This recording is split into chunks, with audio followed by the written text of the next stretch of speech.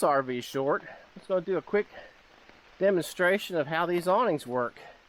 A lot of people have asked what these little deals are here that you have to keep loose when you retract your awning.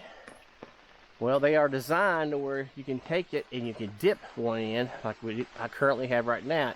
If you don't do that, water will build up in the top of here, and as you can see right now, I've got this one pushed in this way. You have to really get a good grip on it to get it to hold in place when it's wet like this. But when you do that, it all pours off of one end. That also helps if you have an incoming wind from this direction as well. It'll keep it from getting up underneath of it and flopping it back.